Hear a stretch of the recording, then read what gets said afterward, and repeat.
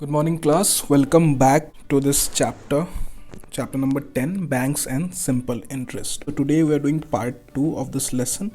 In the last class, we saw how the bank works and what are the different banking terminologies. Bank में क्या क्या शब्द use होते हैं banking करते समय और बैंक्स कैसे काम करता है इसके बारे में हमने जाना था. So today's objective is we'll be able to identify different bank accounts. ठीक है, अब बैंक के बारे में जाना था, अब बैंक अकाउंट्स के बारे में जानते हैं और different type of bank accounts क्या क्या होते हैं उनको हम लोग आइडेंटिफाई करेंगे आज. साथ में हम लोग जानेंगे बैंकिंग प्रोसेस के बारे में.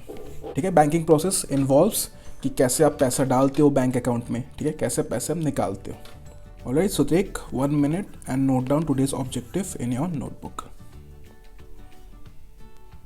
Alright, let's move on.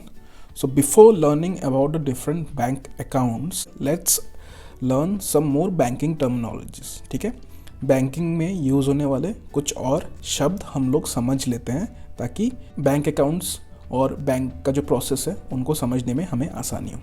Okay, so we are learning 5 new banking terminologies today. Okay, the first one is called as deposit और डेबिट. ठीक है, उसको डिपॉजिट भी बोलते हैं या फिर हम उसको डेबिट बोल सकते हैं. ठीक है, दोनों सेम चीज़ है. एंड इसका मीनिंग क्या है?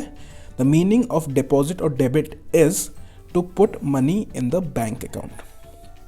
ओके, बैंक में आपका जो खाता होता है, ठीक है, उसमें जब पैसा आप डालते हो उसको बोलते हैं डिपॉजिट करना या फिर डेबिट करना.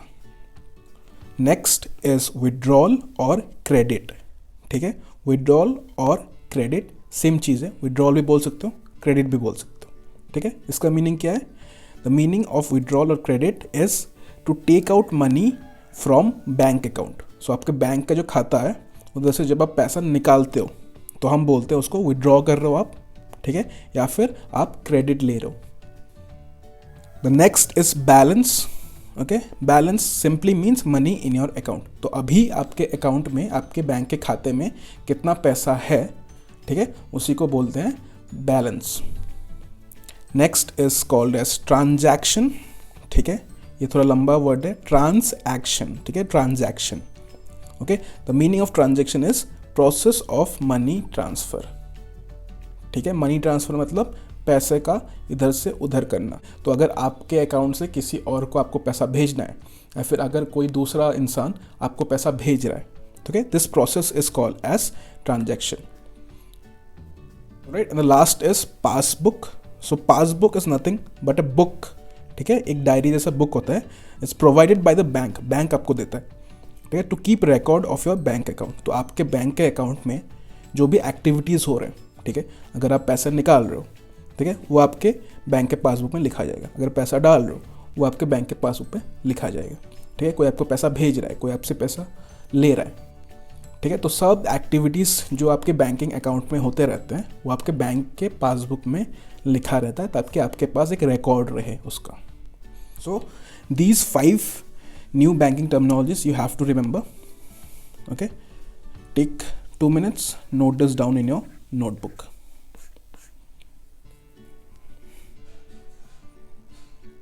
Alright, now let's move on to understanding what are bank accounts.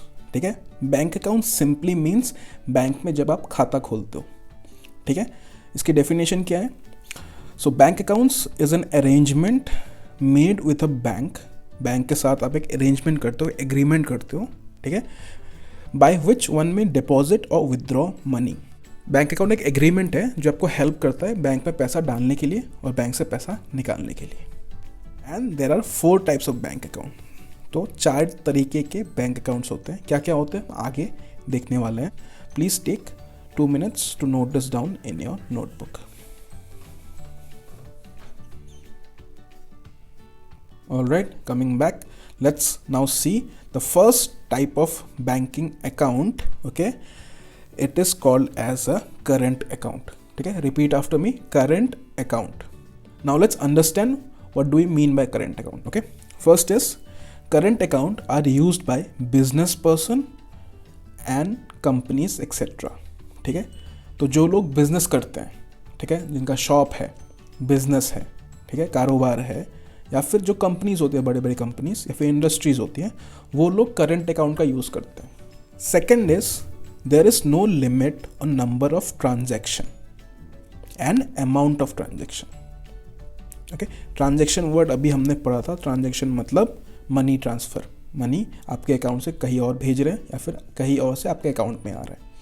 ठीक है, तो नॉर्मली क्या होता है, अगर आप नॉर्मल अकाउंट खोलते हो तो आप में लिमिट रहता है कि आप महीने में 5 बार ही पैसा निकाल सकते हो, पैसा भेज सकते हो, ऐसा। या फिर लिमिट रहता है कि महीने में आप 50,000 ही अपने अकाउंट से निकाल सकते हो या फिर 50,000 ही डाल सकते हो। ठीक है, तो करंट अकाउंट में ऐसा नहीं होता, इसीलिए बिजनेस वाले लोग और कंपनीज जो होती है ना, ये अकाउंट खोलती है। तो इसमें कोई भी लिमिट नहीं होता। ठीक है, आप कितने बार चाहे मनी ट्रांसफ़र कर सकते हो। आप एक बार कर रहे हो दिन में, 100 बार कर रहे हो, आपको अलाउड है। ठीक है, आप 10 रुपये भेज रहे हो किसी को या फिर 2 लाख रुपए भेज रहे हो, 10 लाख रुपए भेज रहे हो, वो भी आप भेज सकते हो, करंट अकाउंट आपका अगर होगा। So this is the meaning of this point. The third point is current account is only for security of money. ठीक है, करंट अकाउंट बस मनी को सेफ रखने के लिए लोग यूज़ करते हैं। And the last point is current account doesn't give return on deposit. ठीक है, लास्ट क्लास में हमने बात करी थी कि पैसे हम बैंक में डालते हैं तो बैंक उसमें रिटर्न देता है हमको। तो 100 रुपये आप डाल रहे हो तो बैंक उस पर 10 रुपये देता है, फॉर एग्जाम्पल, राइट। तो करंट अकाउंट में ऐसा नहीं होता है। ठीक है, करंट अकाउंट में आप 100 रुपये बैंक में बस डाल रहे हो तो आपका 100 रुपये ही रहेगा। ठीक है, तो बैंक से आपको एक्स्ट्रा रिटर्न, एक्स्ट्रा मनी आपको नहीं मिलता है करंट अकाउंट में, right. Take 3 minutes, note this down in your notebook.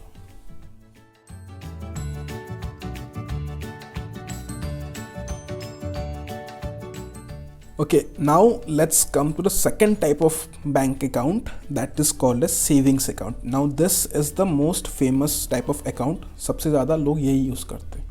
So savings account is used by salaried person, students etc. Salaried person मतलब ऐसे लोग जिनको सैलरी मिलती है, मतलब वो जॉब करते हैं और उनको सैलरी मिलती है। ठीक है, या फिर स्टूडेंट्स होते हैं जिनको स्कॉलरशिप वगैरह मिलता है, उस पर पैसे मिलते हैं। ठीक है, तो ये लोग ऐसे अकाउंट खोलते हैं, savings account. Now in savings account there is a limit on number of transaction and the amount of transaction. इसका मतलब क्या है कि आप महीने में 5 बार, 10 बार, ऐसा एक लिमिट होता है। हर बैंक आपको बताता है कि इतने बार ही आप निकाल सकते हो पैसा, इतना पैसा ही आप निकाल सकते हो। जैसे 50,000 ही आप निकाल सकते हो महीने में। उससे ज़्यादा निकालोगे या फिर उससे ज़्यादा आप ट्रांसफ़र करोगे, 10 बार से अगर ज़्यादा ट्रांसफ़र करोगे, 5 बार से ज़्यादा ट्रांसफ़र करोगे तो आपको फ़ाइन भरना पड़ता है। ठीक है, तो ये सेविंग्स अकाउंट की खासियत होती है। Alright, the last point is savings account gives some return on deposit. तो अगर आप पैसा डालते हो सेविंग अकाउंट में तो बैंक भी उस पर रिटर्न देता है, एक्स्ट्रा पैसा आपको मिलता है, जो कि करंट अकाउंट पे नहीं मिलता था। Right, again take 3 minutes, note this down in your notebook.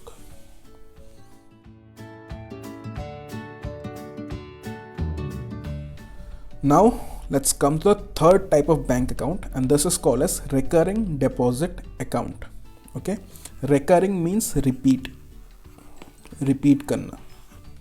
ठीक है, इसको शॉर्ट में हम लोग RD भी बोलते हैं। सो RD is opened by people who wants higher return on deposit than savings account. ठीक है, सेविंग्स अकाउंट में आपको कुछ रिटर्न मिलता है बैंक से। ठीक है, अगर उससे आपको ज़्यादा रिटर्न चाहिए तो लोग RD खोलते हैं। दूसरा पॉइंट क्या है कि account holder must deposit a certain amount each month. ठीक है, जो अकाउंट होल्डर है, अगर आपके पास अकाउंट है तो आपको हर महीने कुछ कुछ पैसे जमा करने पड़ेंगे।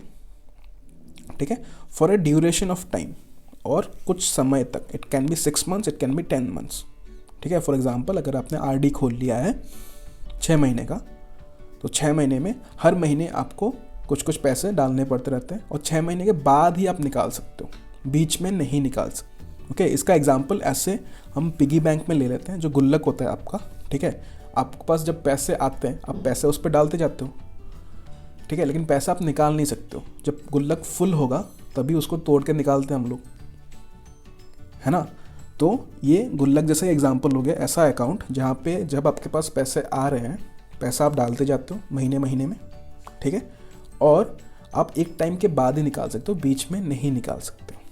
ओके, तो लास्ट पॉइंट भी यही बोलते हैं, money can be only withdrawn after a fix duration of time. Now you might ask कि अगर if there is an emergency and you need the money, then what. Right. अगर आपको emergency आ गई घर में और आपको ये पैसा चाहिए तब क्या करेंगे, then you can break the RD in between.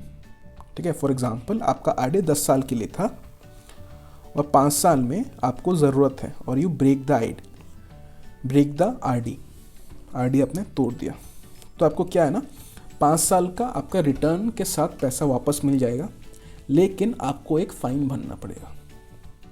ठीक है, बैंक को फ़ाइन भरना पड़ेगा क्योंकि आपने आरडी टाइम से पहले तोड़ा है। अगेन टेक 3 मिनट्स, इसको भी आप अपनी नोटबुक में लिख लो।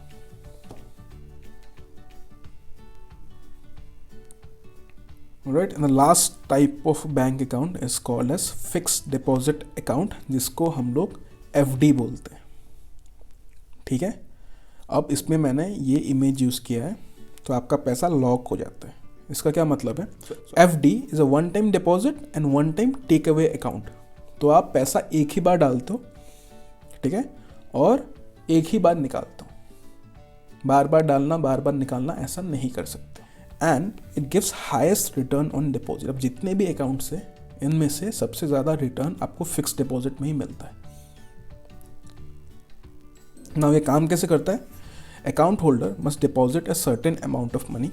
फॉर एग्जाम्पल आपके पास 2 लाख रुपए है, तो 2 लाख आपने बैंक में डिपॉजिट कर दिया, ओके, और आपने बोला कि एक टाइम के बाद ही मैं इसको निकालूंगा, आपने इसका एफडी बना दिया। So you can only withdraw after a duration of time. ये ड्यूरेशन 7 दिन भी हो सकते हैं, 10 साल भी हो सकते हैं। So the money which you have submitted in the bank, जो बैंक में आपने मनी डिपॉजिट किया, that can be only taken after the fix duration of time. तो अगर आपके पास 2 लाख रुपए है, आपने बोला कि 10 साल के बाद ही मैं एफडी तोड़ूंगा, ठीक है, तो आपका 2 लाख 10 साल तक आप उसको छू नहीं सकते, आपका पैसा लॉक हो जाएगा। लेकिन 10 साल के बाद वो 2 लाख का 4 लाख भी बन के आपको वापस मिल सकता है। ठीक है, और इधर भी अगर पूछोगे कि अगर बीच में आपको पैसे निकालने तब क्या करोगे, तो बहुत सारे लोगों को ऐसा ज़रूरत होता है, इमरजेंसी होता है फैमिली में, है ना। तो क्या होता है, अगर बीच में आप तोड़ोगे तो जितने साल आपने हैं, जैसे 5 साल में तोड़ो, 5 साल का आपका रिटर्न मिलेगा, पैसा मिल जाएगा, लेकिन आपको एक फ़ाइन भरना पड़ेगा बैंक को। Again, take 3 minutes, note this down in your notebook.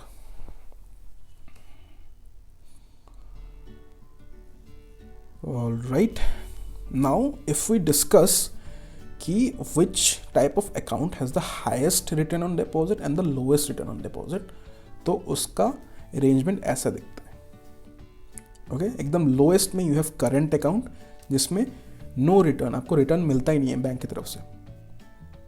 Okay, उससे ज़्यादा आपको सेविंग्स अकाउंट में मिलता है, ठीक है, उससे ज़्यादा आपको रिकरिंग डिपॉजिट में मिलता है, आरडी पे मिलता है, और सबसे ज़्यादा आपको फिक्स्ड डिपॉजिट में मिलता है।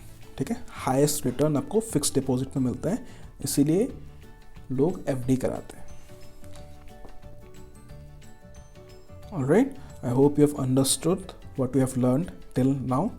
Now let's do some questions. Okay, the question reads, Homi has a fruit shop. Homi कोई बंदा है, उसके पास एक फल की दुकान है। Okay, now because of his business he needs to withdraw money from the bank several times in a day. क्योंकि उसका बिजनेस है तो उसको ज़रूरत पड़ता है कि बैंक से बार बार पैसे निकाल रहा है एक दिन में, सेवरल टाइम्स मीन्स बहुत बार। ठीक है, तो एक दिन में बहुत बार उसको पैसे निकालने पड़ते हैं बैंक से। Also he is not worried, उसको फ़र्क नहीं पड़ता है about any return in deposit.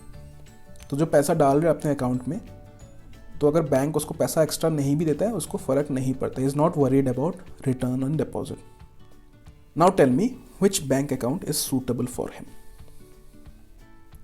ठीक है, कौन सा बैंक अकाउंट उसको खोलना चाहिए, सेविंग्स, करंट, रिकरिंग डिपॉजिट या फिर फिक्स्ड डिपॉजिट। ठीक है, if you have understood what we have learn till now, आपको पता होगा कि ये आंसर करंट अकाउंट होना चाहिए, because first current account business वाले लोग खोलते हैं।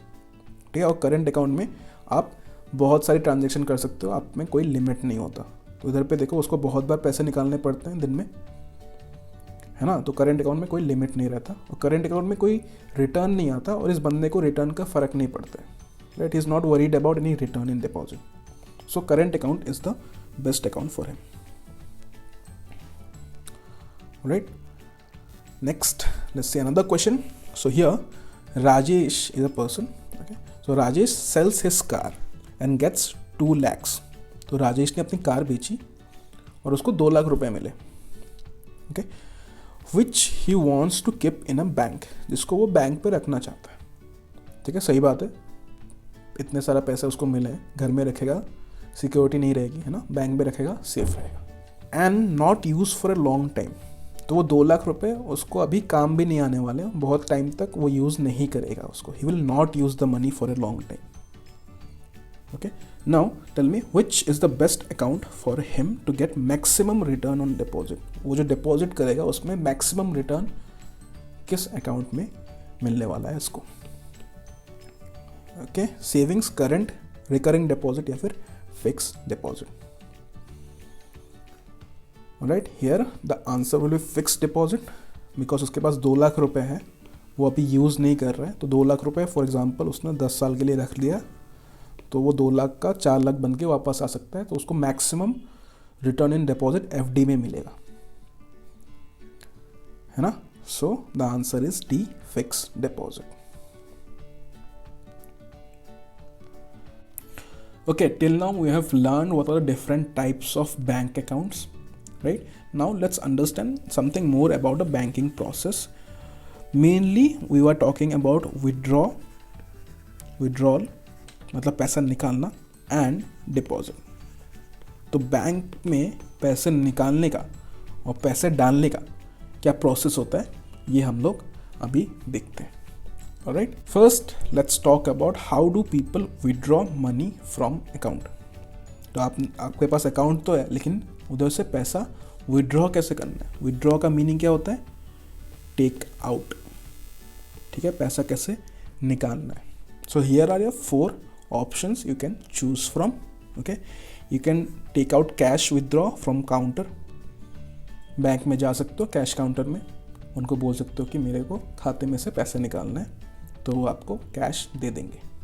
Okay, you can use a chequebook. Chequebook आपको बैंक प्रोवाइड करता है, जहाँ पे आप अगर किसी को पेमेंट करना है, ठीक है, बड़ा अमाउंट, फॉर एग्जांपल आपको 1 लाख रुपए किसी को देना है, आप कैश में तो नहीं दोगे ना, बिकॉज 1 लाख रुपए बहुत ज़्यादा अमाउंट होता है. तो आप चेक लिख सकते हो उस इंसान को. तो आप जब चेक बुक में चेक लिख के साइन करके उस इंसान को दे देते हो, ठीक है, तो वो इंसान जब अपने बैंक में वो चेक डिपॉजिट करेगा, आपके अकाउंट से उसके अकाउंट में डायरेक्ट ट्रांसफ़र पैसा हो जाता है. ठीक है, इस तरीके से आप अपने अकाउंट से चेक के थ्रू उसको पैसा दे सकते हो. Right. Third, you can use online transaction. तो ऑनलाइन मोबाइल बैंकिंग है या फिर लैपटॉप में आप बैंकिंग कर सकते हो. अगर किसी को पैसा भेजना है तो आप ऐसे अपने अकाउंट से दूसरे को भेज सकते हो. और you can use the ATM machine, जिसका फुल फॉर्म होता है ऑटोमेटिक टेलर मशीन. ठीक है, ATM बहुत लोगों का मिसकंसेप्शन होगा कि ATM का मीनिंग होता है एनी टाइम मनी. वो नहीं होता है. ठीक है, ATM का फुल फॉर्म है ऑटोमेटिक टेलर मशीन. तो इसके लिए आपको बैंक से कार्ड्स मिलने पड़ेंगे. ठीक है, ATM कार्ड होता है, तो उसी के थ्रू आप ATM से पैसे निकाल सकते हो. ऑलराइट, ये भी आप लिख लो, 2 मिनट ले लो इसके लिए.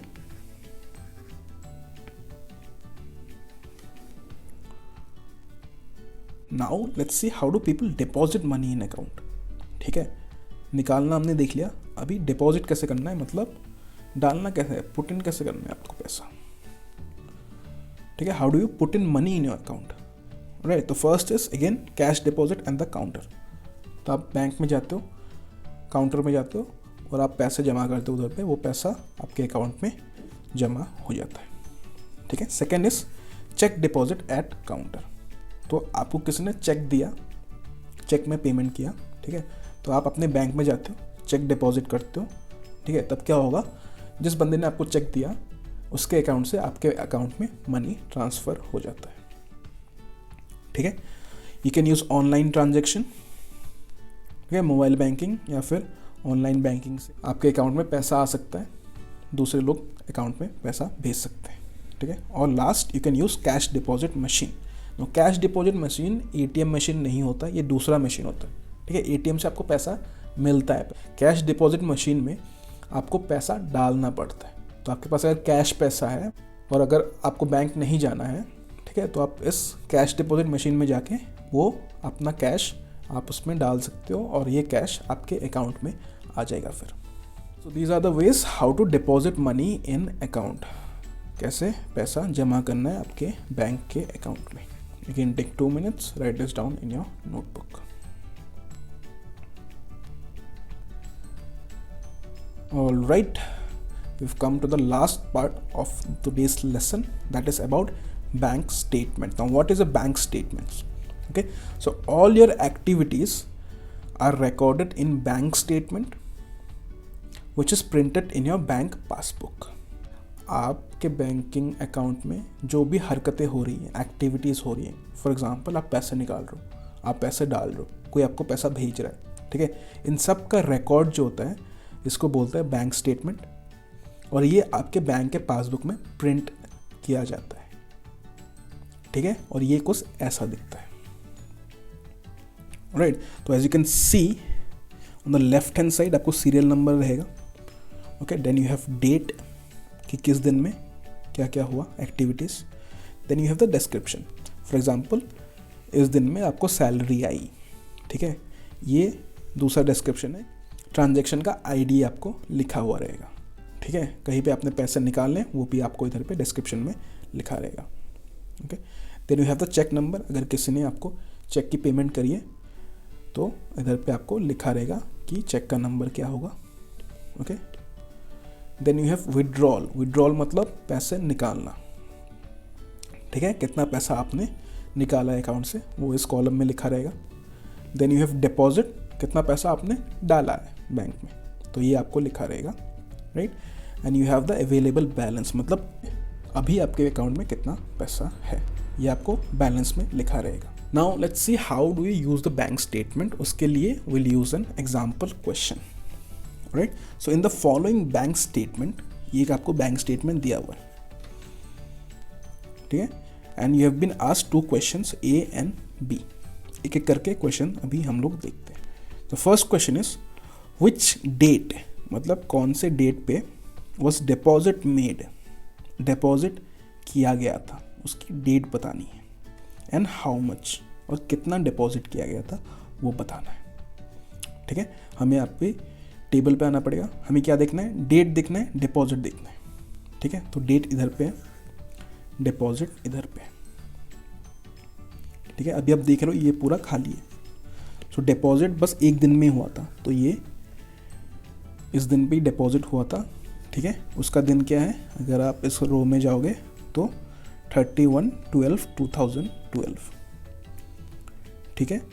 सो deposit date was 31/12/2012, okay. And next अब पूछे हाउ मच, कितना पैसा, सो कितना अमाउंट है इधर पे वो आपको लिख देना है। So this is 23,549.00। अब ये पॉइंट है, कॉमा नहीं है, ठीक है। ये क्यों लिखते हैं, पॉइंट के इस तरफ जो होता है लेफ्ट हैंड साइड में आपको रुपीज़ में रहेगा, राइट हैंड साइड में आपको पैसे दिए रहेंगे। On the left hand side you have rupees and on your right hand side you have पैसे। सेकेंड क्वेश्चन में आते हैं। Second question reads what is the amount withdrawn, ठीक है, कितना निकाला गया था। सो दिस टेबल, विड्रॉल वाला table, okay, from the account on 31 दिसंबर 2012। तो आपको डेट का टेबल देखना है, तो आप इधर पे देखोगे 1, 2, 3, ये तीनों डेट 31 दिसंबर का ही है। दिस 3 डेट आर 31 दिसंबर। तो 31 दिसंबर में आप देखो विड्रॉ कितना हुआ था, आपको बस विड्रॉ पूछा है, कितना निकाला गया था, ठीक है। सो ओवर हियर इधर पे तो कुछ नहीं है, 0, but we have 5,000 here, 5,000 here, okay. तो उनको ऐड करोगे और फिर आंसर लिखना है, कितना विड्रॉ किया गया था, कितना निकाला गया था उस दिन पे। तो आप लिखोगे 5,000 + 5,000 10,000। 0.00 ये पैसे हैं, ठीक है, 10,000.00 rupees. Let's quickly summarize what we learned today. We learned identifying types of bank account. Bank account के अलग अलग टाइप्स जो होते हैं, 4 टाइप्स, वो हमने आज आइडेंटिफाई किया, okay. Then we learn about the process of deposit and withdrawal and bank. Bank में डिपॉजिट कैसे करते हैं, विड्रॉ कैसे करते हैं, ये हमने आज देखा। ठीक है, so that's all for today. Thank you for listening and I will see you next time.